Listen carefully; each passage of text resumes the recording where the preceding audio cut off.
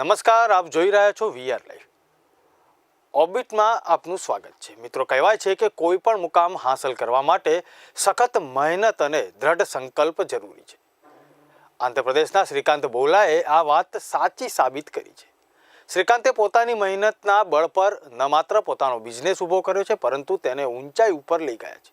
આજે ઘણા લોકો તેમની સફળતાની કહાનીથી પ્રેરિત છે. ચાલો તમને આજે હું જણાવું તેમની સક્સેસ સ્ટોરી. શ્રીકાંત બોલાની વાર્તા ફિલ્મી લાગે છે, પરંતુ તે એકદમ સાચી છે. શ્રીકાંતે જીવનમાં અનેક પડકારોનો સામનો કર્યો છે. તમને જણાવી દઈએ કે શ્રીકાંત જન્મથી જ દ્રષ્ટિહીન છે.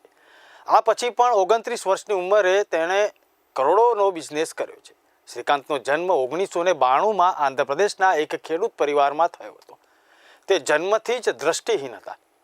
લોકોએ તેમના મા બાપને અનાથ આશ્રમમાં મૂકવાની સલાહ પણ આપી હતી, પરંતુ તેના મા બાપે હંમેશા સાથ આપ્યો.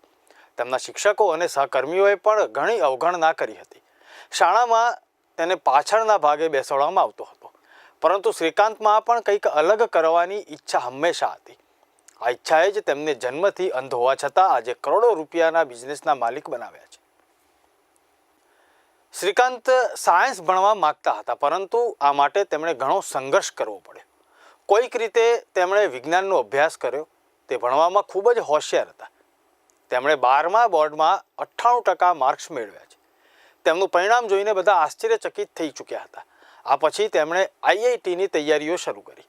આ દરમિયાન કોચિંગ સેન્ટરે તેમને એડમિશન આપવાની ના પાડી, પરંતુ આ પછી પણ તેમણે હાર ન માની. યોગ્ય માર્ગદર્શનના અભાવે તેઓ IITમાં જઈ ન શક્યા, પરંતુ આજે IITના વિદ્યાર્થીઓ તેમને પોતાનો આદર્શ માને છે. IITમાં પ્રવેશ ન મળતા શ્રીકાંતે અમેરિકાની ટોચ ટેકનોલોજી સ્કૂલ MIT માટે અરજી કરી અને તે અંધ પસંદગી પામનાર પ્રથમ આંતરરાષ્ટ્રીય વિદ્યાર્થી બન્યા. અભ્યાસ પૂરો કર્યા બાદ તેઓ ત્યાં રહીને આરામદાયક જીવન જીવવા માંગતા હતા, પરંતુ તેમણે ભારત પાછા આવવાનું પણ નક્કી કર્યું અને અહીં આવીને પોતાની કંપની શરૂ કરી. તેમણે 9 વર્ષ પહેલાં બોલન્ટ ઇન્ડસ્ટ્રીઝની શરૂઆત કરી હતી. તેમની પ્રતિભાને દેશના દિગ્ગજ ઉદ્યોગપતિ રતન ટાટાએ પણ ઓળખ આપી અને તેમની કંપનીમાં રોકાણ કર્યું. પેકેજિંગ સોલ્યુશન્સનું ઉત્પાદન કરતી બોલાન્ટ ઇન્ડસ્ટ્રીઝ મજબૂત રીતે આગળ વધી રહી છે. આ કંપનીએ વર્ષ 2018 સુધીમાં રૂપિયા 150 કરોડનો બિઝનેસ કર્યો હતો. શ્રીકાંતની કંપનીના 5 મેન્યુફેક્ચરિંગ પ્લાન્ટ છે અને કંપનીએ 650થી વધુ લોકોને રોજગારી આપી છે. આમાંથી લગભગ અડધા લોકો ડિફરન્ટલી એબલ્ડ કેટેગરીમાં આવે છે. વર્ષ 2017માં શ્રીકાંતને ફોર્બ્સની 30 અંડર 30 એશિયાની યાદીમાં સ્થાન મળ્યું હતું. એશિયામાંથી પસંદ થનાર 3 ભારતીયોમાં તે એક હતા. તેમને CIE એટલે કે emerging entrepreneur of the year 2016, Malaysia imaging leadership award જેવા ઘણા પુરસ્કારો મળેલા છે.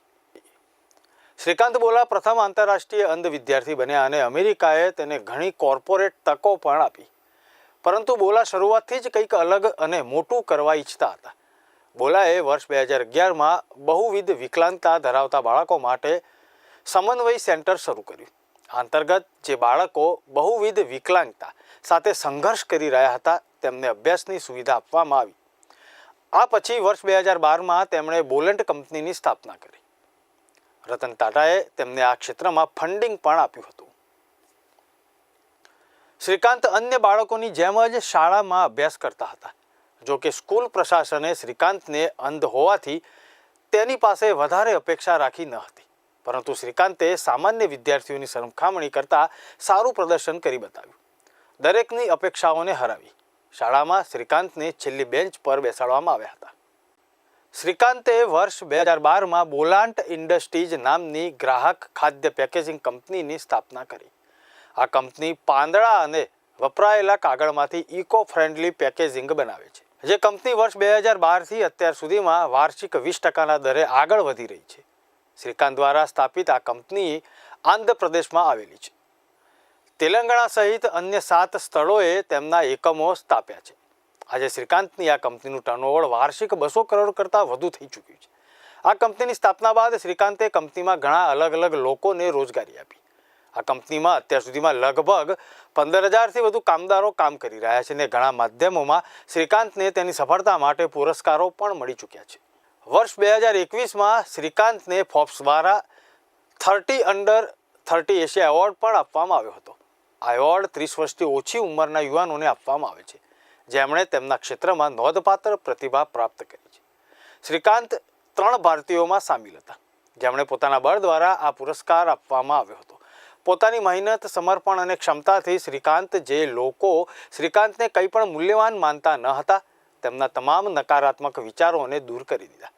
શ્રીકાંત બોલાએ કોઈ ઓળખાણની જરૂર નથી. સમગ્ર વિશ્વ તેમને 50 કરોડ રૂપિયાની consumer food packaging company Bolant ઇન્ડસ્ટ્રીઝના CEO તરીકે ઓળખે છે. જોકે શ્રીકાંત આ બધું કાંઈ તૈયાર મળ્યું નથી. આ સ્ટેજ સુધી પહોંચવા માટે શ્રીકાંતે અથાગ પરિશ્રમ કર્યો છે. શ્રીકાંતનું કહેવું છે કે કોઈની સેવા કરવાનો મતલબ એ નથી કે ટ્રાફિક લાઇટ પાસે બેઠેલા ભિખારીને એક સિક્કો આપીને તમારું કામ પૂરું થયાનું સમજો. સેવાનો મતલબ છે કે તમે તેને જીવનમાં જીવવાના અવસર પેદા કરો. શ્રીકાંતને અમેરિકાની ઘણી કોર્પોરેટ કંપનીઓમાં નોકરીની ઓફર મળી હતી પરંતુ શ્રીકાંતે તે તમામ નોકરીની ઓફર ઠુકરાવી દીધી. શ્રીકાંત ઈચ્છતા હતા કે તેમની પ્રતિભાનો યોગ્ય ઉપયોગ માત્ર ભારતના ભવિષ્યને ઉજ્જવળ બનાવવા માટે થાય. તેથી MITમાંથી અભ્યાસ પૂર્ણ કર્યા પછી ભારત પરત ફર્યા અને ત્યાર પછી ઇતિહાસ રચાયો. અભ્યાસ પૂર્ણ કરીને ભારત આવેલા શ્રીકાંતે થોડા કર્મચારીઓ સાથે લઈને પોતાની કંપની શરૂ કરી. હૈદરાબાદ સ્થિત કરોડો રૂપિયાની બોલેન્ટ ઇન્ડસ્ટ્રીઝ કંપનીના તેઓ માલિક છે. શ્રીકાંતની કંપની અશિક્ષિત અને વિકલાંગોને નોકરી આપે છે. દર્શક મિત્રો, ઓર્બિટમાં આજના પ્રેરણાત્મક કાર્યક્રમની જાણકારી તમને કેવી લાગી તે અમને આપ જણાવી શકો છો. સતત સમાચારની અપડેટ માટે અમારી ચેનલ નંબર 274 GTPL સિવાય અમારી YouTube ચેનલ તથા વેબસાઇટ સબસ્ક્રાઇબ, લાઇક અને શેર કરી શકો છો. ફેસબુક ઉપર પણ આપ લાઇક કરી શકો છો. VR લાઈવના ખાસ કાર્યક્રમ ઓર્બિટમાં ફરી મળીશું પ્રેરણાદાયી વાતો સાથે. જોતા રહો VR લાઈવ. નમસ્કાર.